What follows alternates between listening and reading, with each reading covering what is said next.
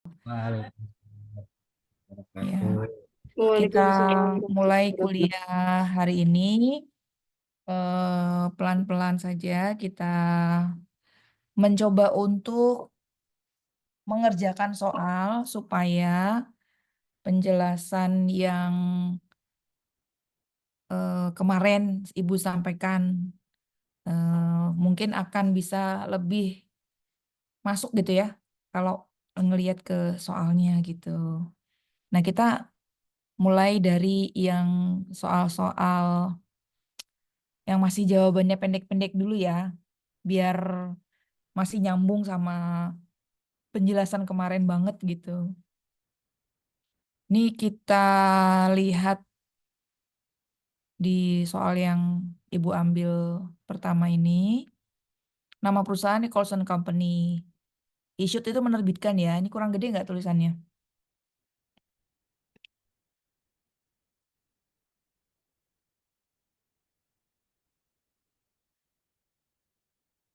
Gimana? Di layar kalian cukup jelas?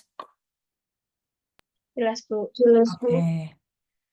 Nah, Coulson Company ini menerbitkan obligasi, bond itu bahasa Inggrisnya, bahasa Indonesianya kita obligasi, pada 1 Januari 2022. Nilai obligasi yang dijual itu 300.000 dengan menawarkan rate bunganya 10%.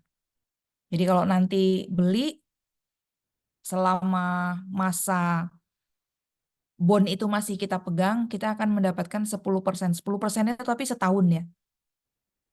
Nah, si obligasi itu terbitnya 1 Januari 2000, due itu jatuh tempo, maaf.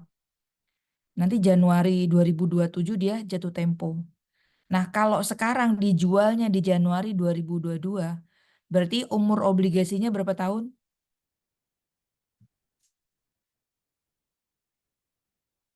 Tahun. Berapa? Berapa Mbak Ni? 5 tahun. 5 tahun. Nah, selama 5 tahun itu diperjanjikan akan dibayarkan bunganya setiap 1 Juli dan 1 Januari. Berarti kalau misalnya ada nasabah yang beli sampai dengan berakhirnya, itu nanti dia akan mendapatkan pembayaran bunga sebanyak berapa kali tuh? Total. 10 kali. Berapa kali? 10 bukan ya?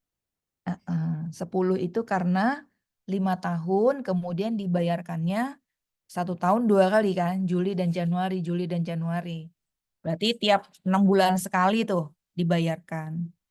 Total 10 kali nanti akan menerima pembayaran bunganya.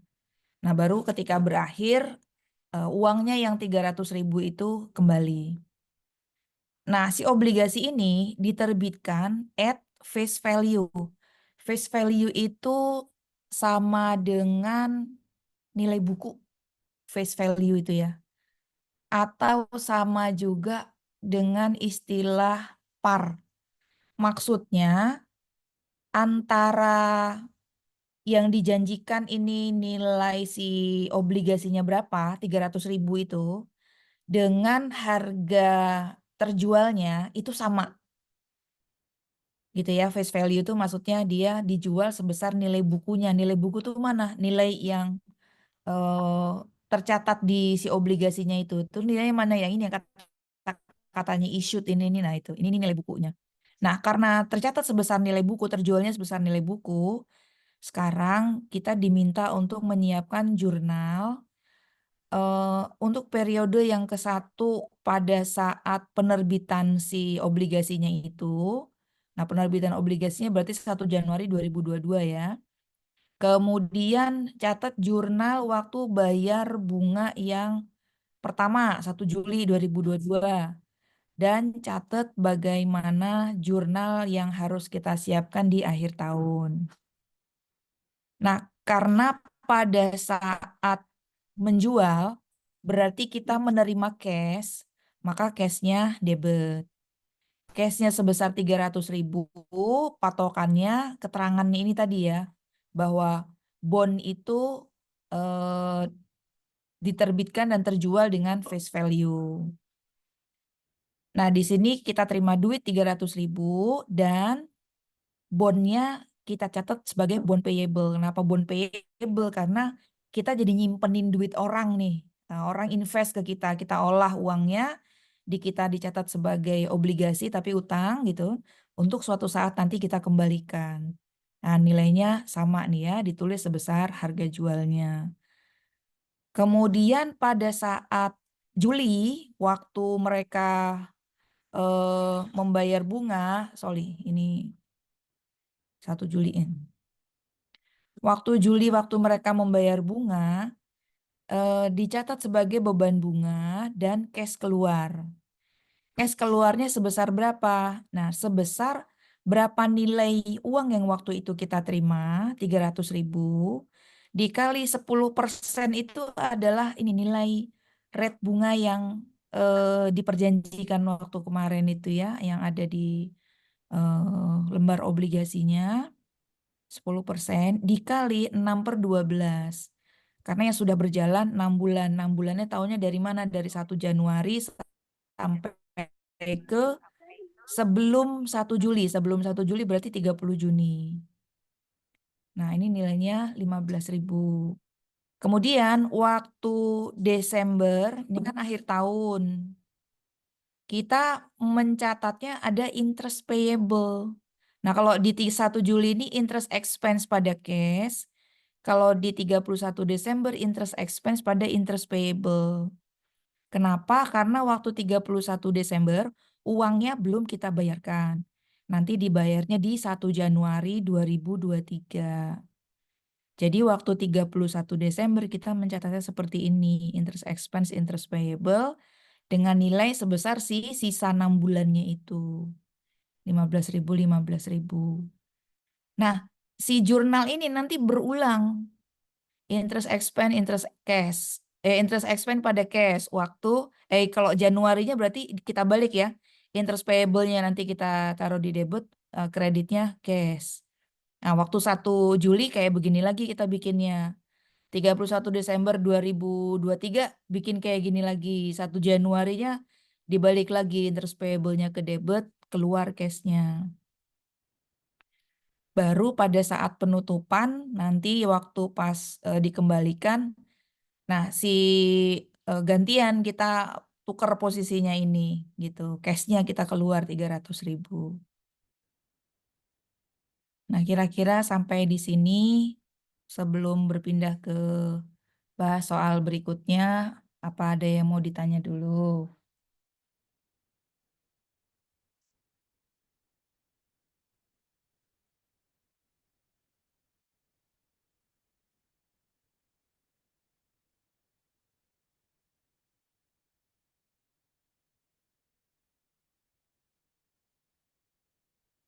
Oh, ini ada yang izin Zoom-nya minta diupdate, jadi belum bisa masuk Zoom. Pak Maman Sulaiman. Maksudnya Zoom Ibu yang diupdate atau Zoom-nya Pak Maman ini Ibu nggak paham? Mungkin tampilan Zoom-nya Pak Maman, Bu, harus diupdate. Oh gitu. Jadi dia nggak bisa masuk gitu. Iya, Bu, biasanya begitu.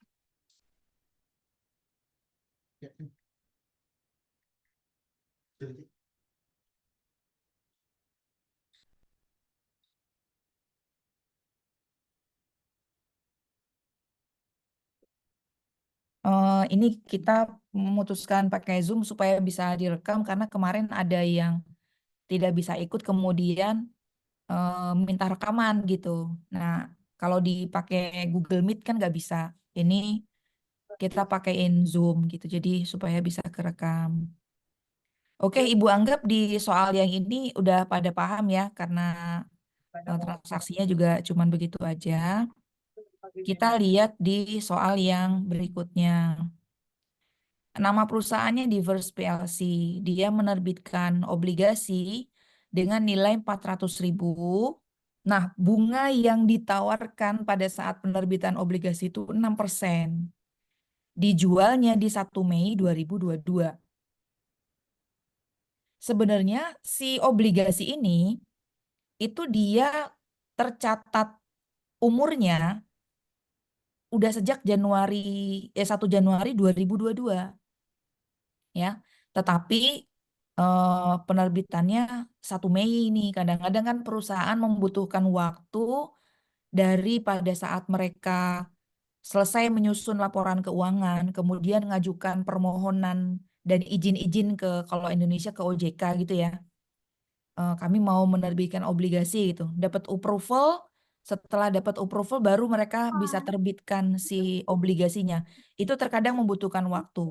Nah, ini ceritanya dapat izinnya dari OJK-nya, sudah boleh terbitkan sejak 1 Januari, tapi mereka baru berhasil menerbitkannya di 1 Mei. Obligasinya sebenarnya berumur dari 1 Januari 2022 dan dia mature itu maksudnya jatuh temponya gitu, berakhirnya itu nanti. Umurnya akan berakhir di 1 Januari 2024. Nah, diperjanjikan juga akan dibayarkan bunga setiap 1 Juli dan Januari tahun berikutnya. Si obligasi ini issued diterbitkan at face value dengan nilai yang sama dengan nilai yang tercantum di dalam lembar obligasinya, nilai buku ya.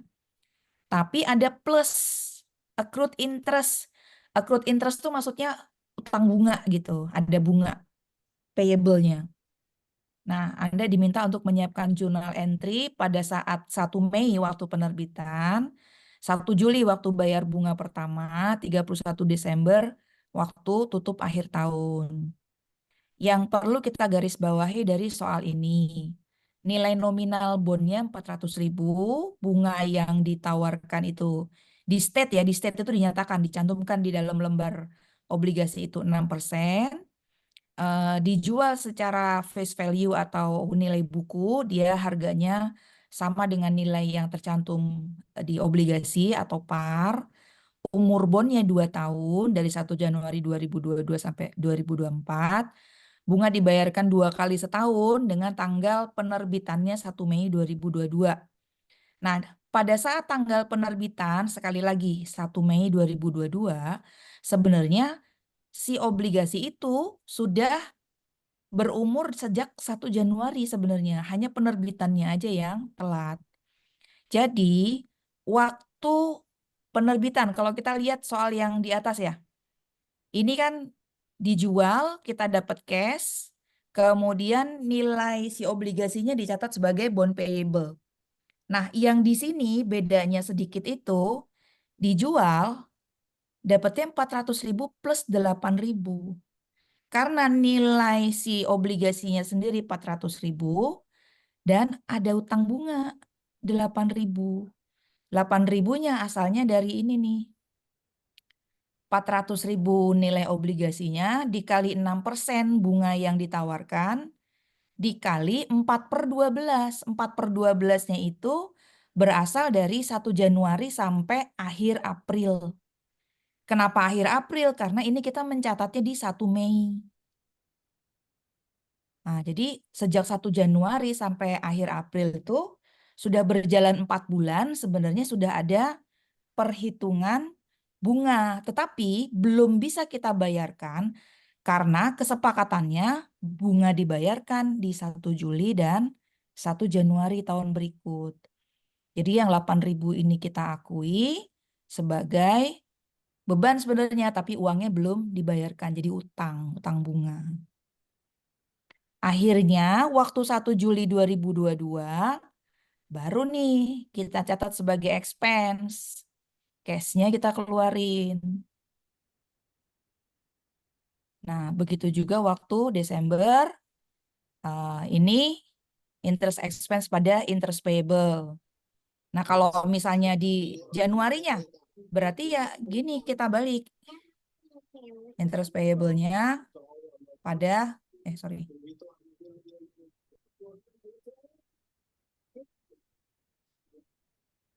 Pada cash.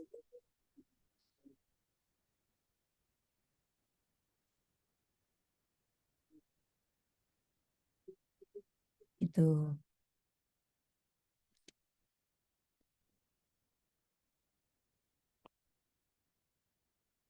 Sampai di sini Ibu berhenti dulu kalau ada yang mau ditanyakan. Ibu maaf Ya, untuk bertanya. Nanti ya. untuk membalikan jurnal yang interest payable itu Aduh, ada di yang untuk interest, maksudnya interest payable di tanggal 1 Mei. 1 Mei. Iya, Oh ini, ya, yang 8.000 ini. betul. Ah, ini karena ini Mbak, karena dia jadi posisinya sama kayak 31 Desember ini nih. Hmm. Nah, ini sudah ada 6 bulan berjalan, bunganya sudah kita perhitungkan, hanya waktu pembayarannya saja yang belum jatuh tempo. Nunggu jatuh tempo di 1 Januari, sehingga di akhir Desember kita akui sebagai utang dulu. Nah, begitu juga yang di sini nih. Kuncinya adalah ini tadi nih Mbak. Sebenarnya umur si obligasi itu sudah sejak 1 Januari 2022, tetapi penerbitan baru dilakukan di 1 Mei 2022. Jadi dari Januari tanggal 1 2022 ini eh, sudah mulai ada pengakuan bunganya berjalan gitu. Waktu di 1 Mei itu udah ada 4 bulan yang lewat gitu. Januari, Februari, Maret, April. Makanya waktu pas pencatatan di 1 Mei, ini beda dengan soal yang di atas. Karena ini, di atas ini persis sama. Penerbitan dengan tanggal jual terjadinya sama. Sama-sama di 1 Januari 2022. Nah, sedangkan yang di bawah ini, dia seharusnya umurnya sudah sejak 1 Januari 2022, tetapi baru diterbitkannya di 1 Mei.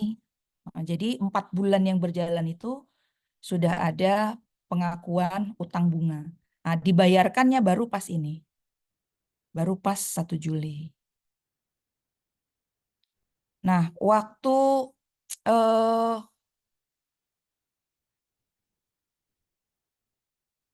nah, ini waktu terima cash. Pengaruhnya ke sini waktu terima cash. Jadi perusahaan mendapatkan uang cashnya sebesar 400 plus 8.000. Oh, ini jadi mirip kayak ini nih. Nanti akan ada kondisi yang, maaf, ini Ibu taruh di bawah sini, nanti Ibu pindahin ya.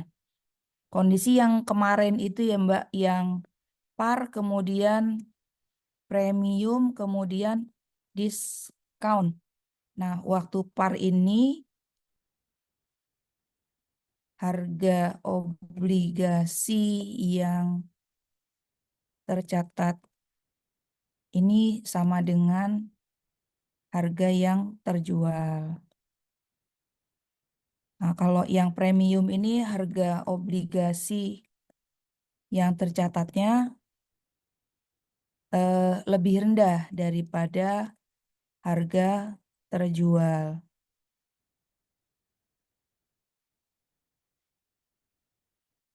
Ya, nah yang ini kebalikan. Harga obligasi yang tercatat lebih mahal daripada harga terjual. Ini contohnya yang di atas. Kalau yang premium ini misalnya obligasi dengan nilai 100.000. Tapi laku terjualnya 80.000. Misal gitu ya. Kebalik. Laku terjualnya 120.000. Ini biasanya kenapa? Biasanya karena rate bunga pasar itu lebih rendah daripada rate bunga obligasi yang ditawarkan. Misalnya rata-rata bunga pasarnya 6%, kita menjual obligasinya dengan nilai bunga 8%. Karena bunga yang kita tawarkan lebih tinggi, akhirnya pada saat penjualan, tar dulu, Ibu kebalik apa enggak nih kata-katanya ya? Pada saat penjualan harga yang terjual jadi lebih lebih bagus karena orang jadi berharap mendapatkan bunga yang lebih gede daripada bunga yang ada di pasaran. Pasarannya 6, kita kalau beli obligasi itu bisa dapat 8. Jadi peminatnya lebih banyak. Nah, ini yang terjadi sebaliknya.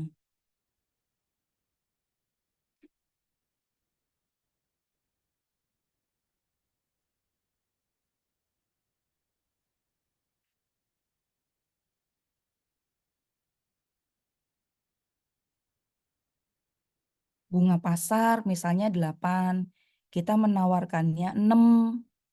Karena kita menawarkan lebih rendah daripada bunga pasar, jadinya kita gimana caranya nih biar obligasi kita terjual? Dijuallah dengan harga diskon. Nah, ini pada saat penjualannya membuat nilai cash yang kita terima jadi lebih rendah daripada nilai tercatat. Kalau yang di atas pada saat penjualannya kita jadi mendapatkan uang cash lebih tinggi daripada si bond yang tercatat. Nah, efeknya jadi kayak yang ini tadi. Begitu. Tetapi kalau ini penyebabnya bukan karena rate bunganya ada selisih dengan pasaran, melainkan hanya karena si jatuh temponya saja. Demikian. Ini nanti Ibu pindahkan ke bawah dulu.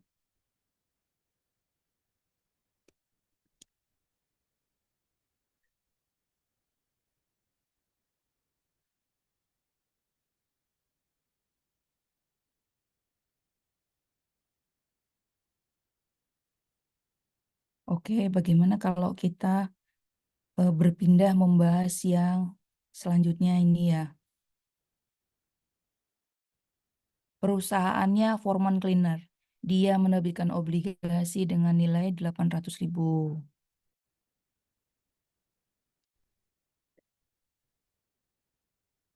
Kemudian bunga yang ditawarkan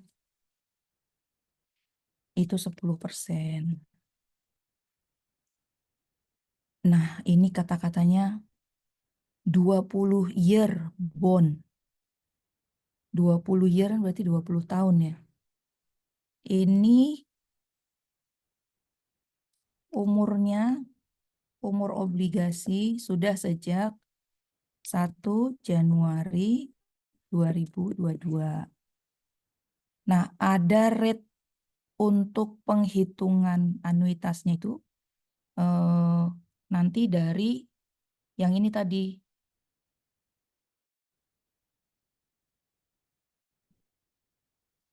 Nah, kemudian yield itu maksudnya yang di pasarannya 8%.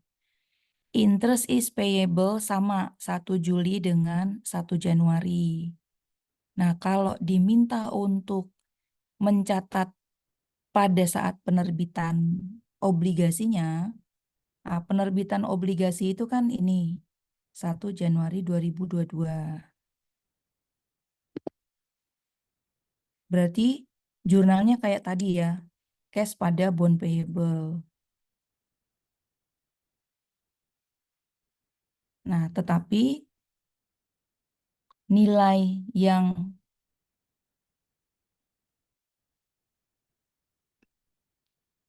kita catat sebesar ini sih nilai obligasinya ya. Kalau misalnya Ibu taruh di sini deh.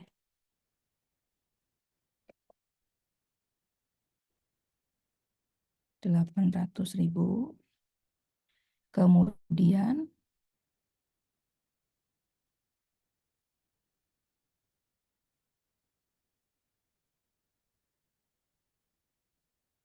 nah ini menjadi angka pengali nih.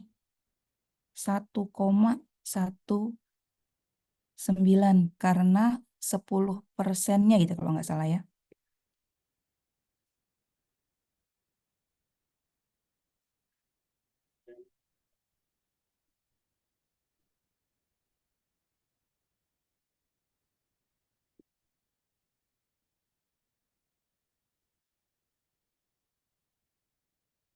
Oh, berarti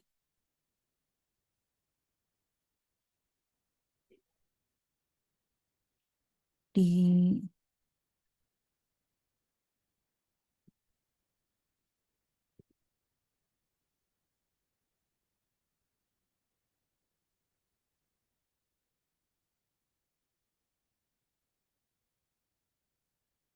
atau ribu mana?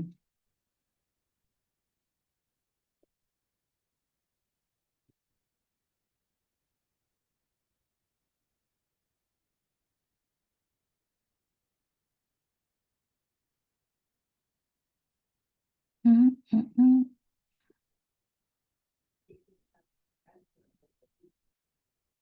Hmm.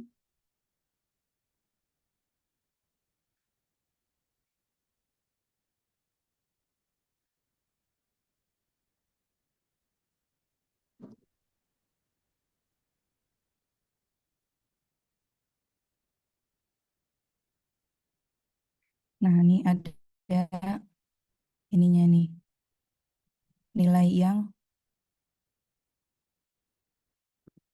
terjualnya sebesar ini. Ini tuh hitungannya di penjelasan yang kemarin di slide ada hitungan anuitasnya yang ada tabelnya. Nah, ini angkanya diambilnya segitu ya. Jadi kita ngitungnya langsung dari yang ini.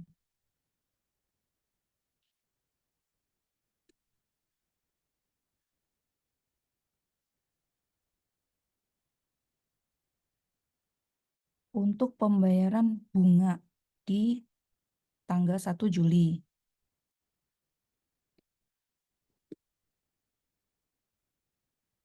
Jurnalnya kayak tadi ya, interest expense pada bond payable.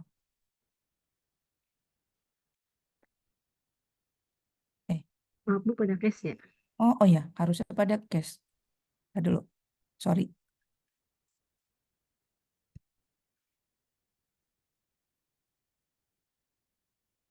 Nah, ini interest expense-nya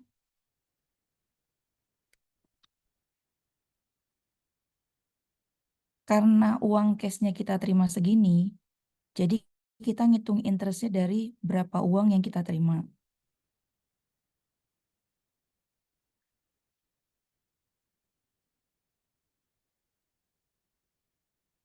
Di sini dikali 8% yang diperjanjikan di dalam penjualan. Tetapi dikali 6/12 bulan.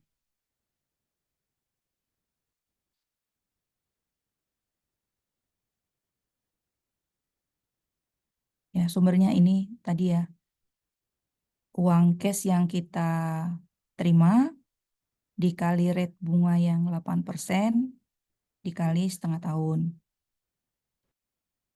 Nah, cash-nya kita bayar berapa nih? Di sini ada selisih. Selisihnya dari mana? Karena nilai obligasi yang ditawarkan 800.000, sementara kita jualnya bisa dapat 958.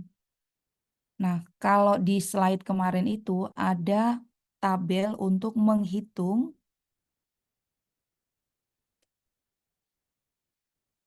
sebentar. Menghitung antara berapa bunga yang sesuai kesepakatan atau yang 8% dinyatakan di lembar obligasi dengan berapa yang harus kita bayarkan. Nah, sekarang ini coba kita hitung ininya dulu ya. antara pembayaran bunganya kan 1 Juli, maaf, dengan 1 Januari. Sorry. Nah, di 1 Juli itu kalau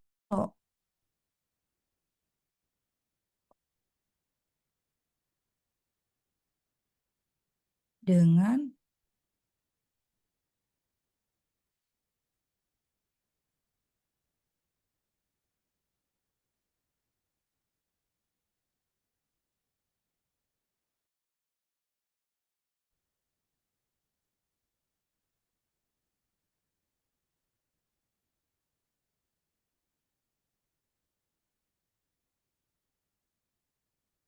Nah, di sini patokannya yang harus dibayar itu adalah sebesar yang kita nyatakan di dalam lembaran obligasi. Berarti ini 800.000 dikali 8% dikali setengah tahun.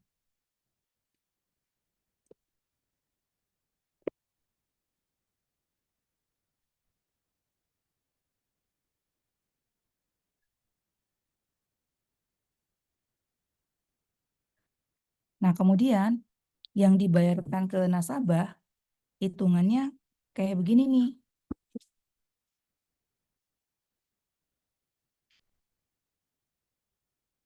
Sebesar nilai, Bu tambahin dulu.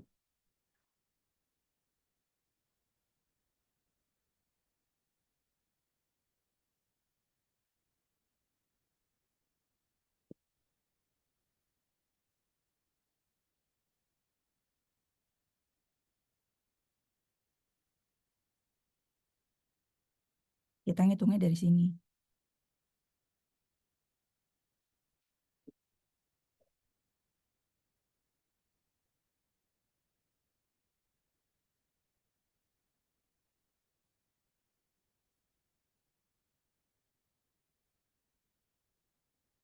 Tadi dulu. Yang ini di yieldnya berapa?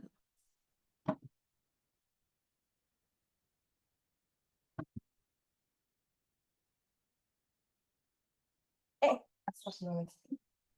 Adek, ini sih, tolong diambil dulu.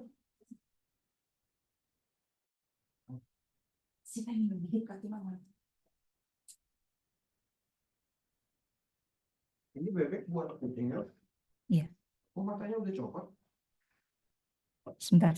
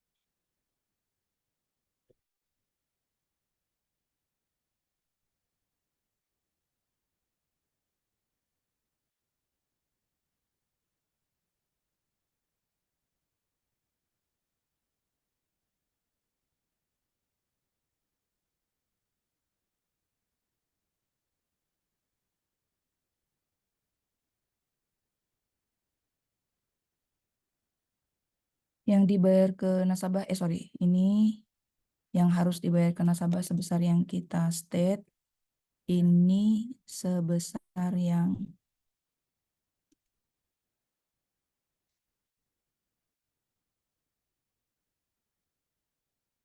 8%.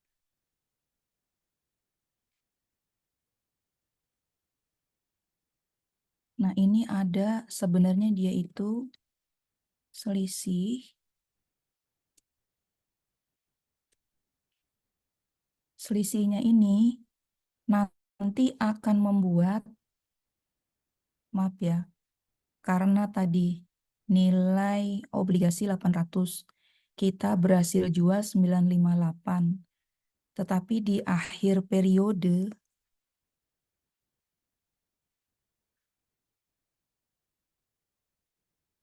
ini harus bisa menjadi 800.000 lagi gitu.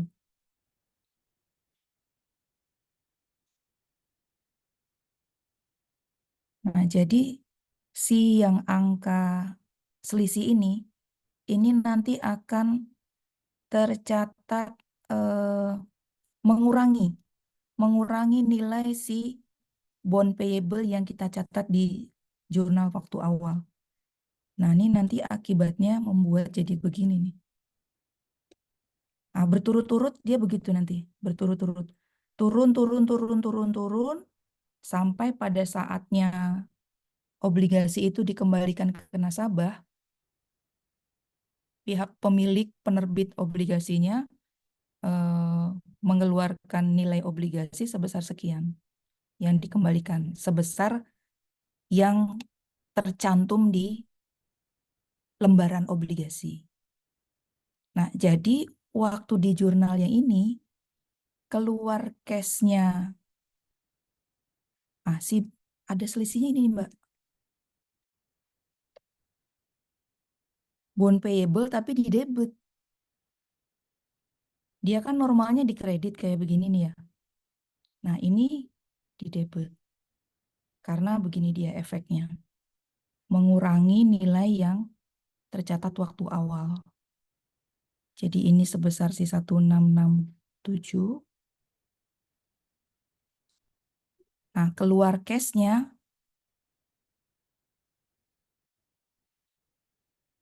nih seharusnya memang kita keluarnya segini gitu. Seharusnya. Nah, waktu ini Ibu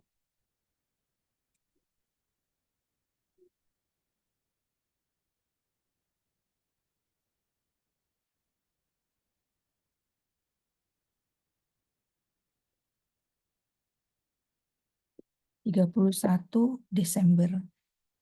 Di 31 Desember 2022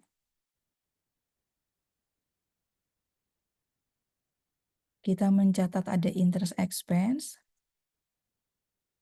tetapi cashnya belum keluar. Jadi ada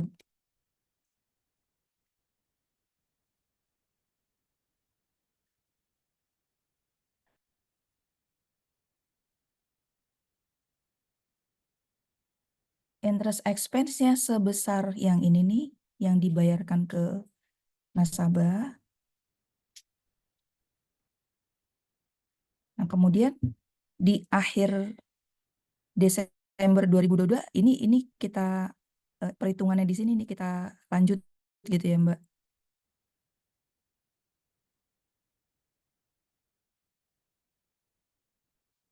Ini makin ada perubahan gitu. Karena ngitung yang 38.333 ini dari angka 958 nih. Nah, untuk periode berikutnya kita ngitungnya dari sini. Jadi turun. Ini turun ke tahun berikutnya. Di sini kita tetap dengan nilai yang sama 40.000. Nah, untuk dibayarkan di 1 Januari, kita ngitungnya dari yang ini. Nah, ini. Tapi dengan rate bunga dan periode yang sama kayak di atasnya. Angka nominal ininya saja yang berbeda gitu. Gitu ya. Tahan dulu.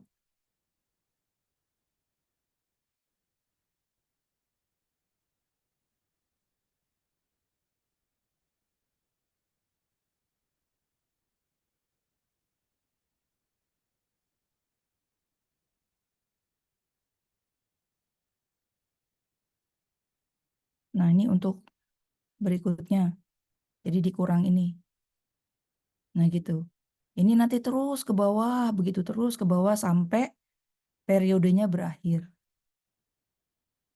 Berarti yang waktu pas di 31 Desember, kita utang sebesar ini nih. Nah, selisihnya kembali dicatat di sebelah debit, karena dia nanti akan membuat nilai bond tercatat yang pada saat dibayar menjadi berkurang.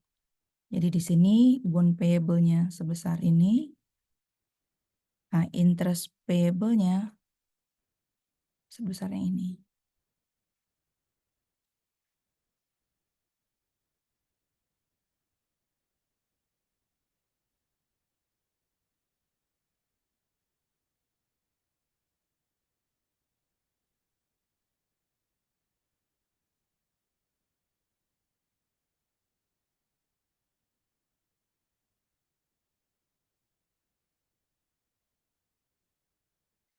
Ini deh.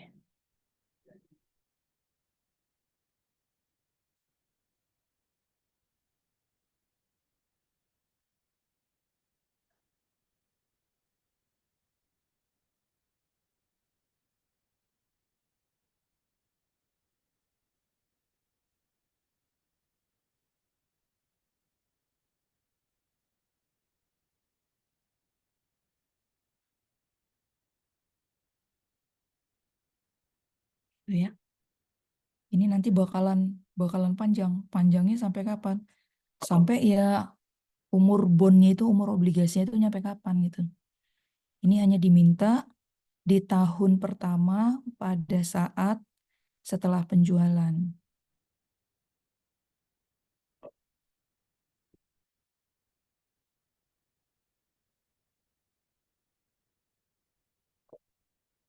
Ini yang harus dibayar itu maksudnya kita menyesuaikan dengan nilai yang kita sepakati tercantum di dalam lembar obligasinya. Nah, di lembar obligasinya kita mengakuinya kan sebesar sekian. Nah, berarti mestinya tuh kita eh, keluar duitnya segitu gitu. Jadi ini yang dibayarkan ke nasabah, kemudian ini yang dicatat sebagai beban.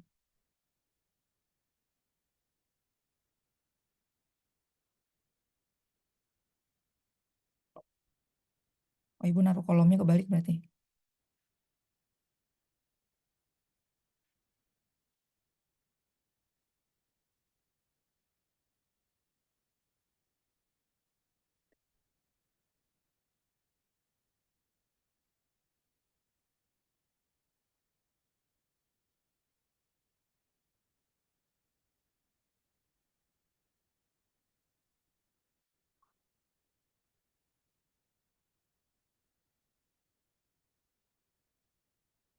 Jadi kewajiban.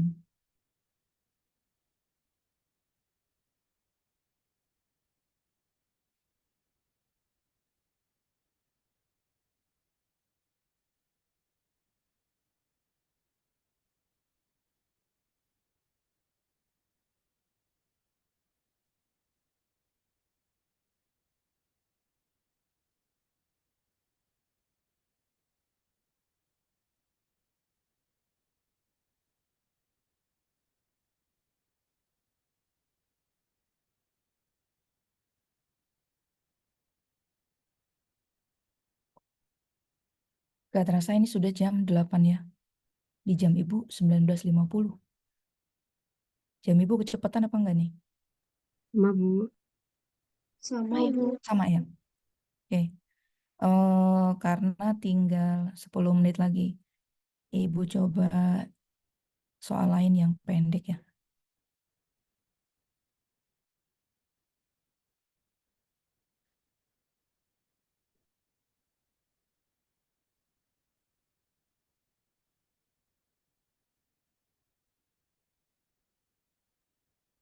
Oh ini, Ibu, maaf aku mau tanya dulu, boleh? ya ya ya. Ibu, itu kan yang 3112 itu masih pakai interest payable yang sama ya kayak 38 triple 3, bukan yang 38267. Oh iya iya iya iya. Mm-mm.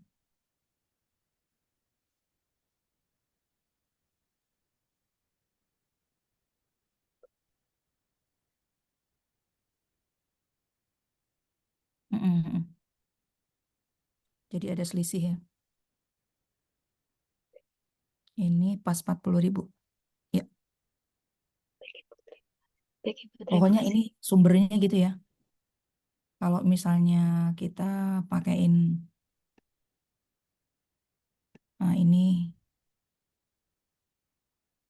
jadi dihitung ke situ.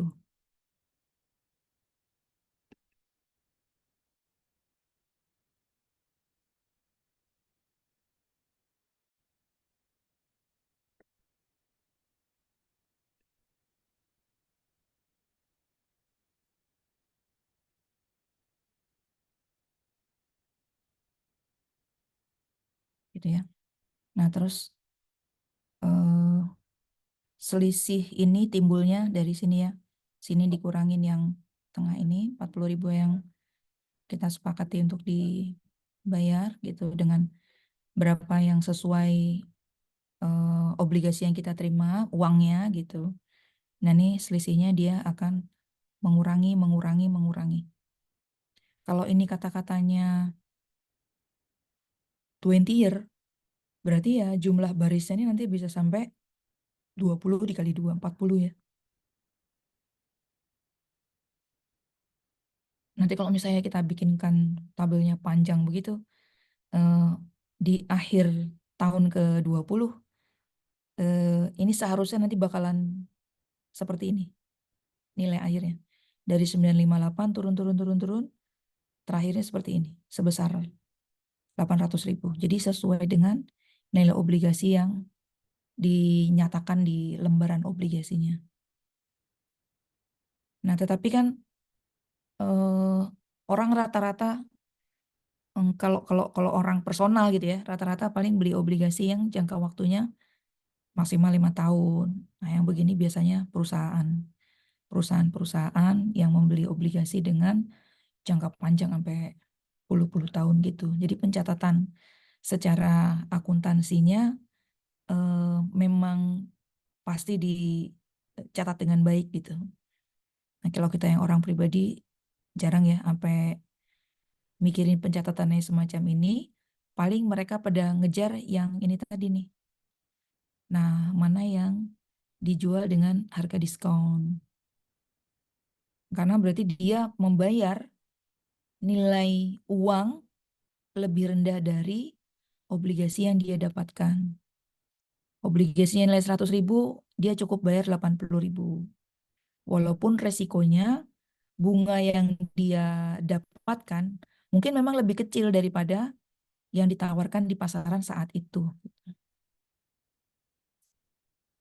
Sedangkan kalau yang kategorinya premium, eh, obligasi yang ditawarkan, kita belinya dengan harga lebih tinggi. Jadi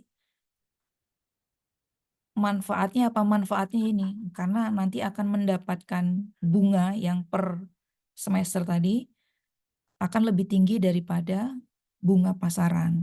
Nah, itu ketahuannya dari mana? Ya ini, dari nilai yang diperjanjikan di lembaran obligasinya itu berapa. Sementara saat itu rata-rata nilai bunga beredarnya berapa. Nah, itu biasanya kalaupun misalnya kita membayar harga lebih besar, tetapi ya ini juga dapat bunganya nanti akan lebih besar daripada di pasaran. Nah, dikategorikan eh, premium dari sisi si penerbit obligasi ya karena ini ya, karena nilainya lebih, dia dapat cashnya jadi lebih besar. Adapun premium menurut si nasabah karena dia ini rate bunganya. Nah, begitu juga dengan sebaliknya yang diskon tadi ya. Nah, untuk penjelasan yang ini nih, ini nanti di slide yang kemarin itu ada di halaman berapa ya, saya lupa. Nah, nanti kita coba kirimkan contoh perhitungannya eh, sambil dari contoh perhitungan ini nanti dikasih untuk tugas yang dikerjakan. Jadi nanti tinggal ngelihat contohnya aja dulu sambil mengerjakan si tabelnya. Ntar coba dicarikan yang tahunnya nggak terlalu panjang. Nah, sampai di sini Ibu kasih contoh yang ini dulu, karena nanti akan paling banyak jurnalnya ya masih berkisar di sini nih. Waktu penjualan, kemudian pembayaran bunga, dan bagaimana adjustment di akhir tahun. Masih begitu-begitu. Ya, sampai ke sini dulu. Jika ada yang mau ditanyakan, silahkan ditulis dulu, nanti ditaruh di WhatsApp group. Karena sudah jam 19.57, kelas ini Ibu akhiri, sambil nanti disusulkan penjelasan untuk yang contoh di tabel ini ya, dengan penjelasan yang lain, sambil dikasih latihannya satu lah, gitu ya.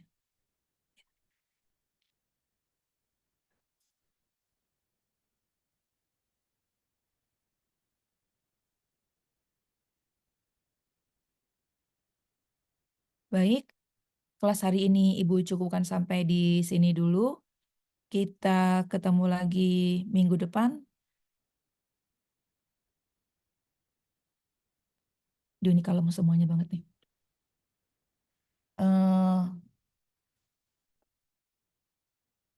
Untuk absennya apa sudah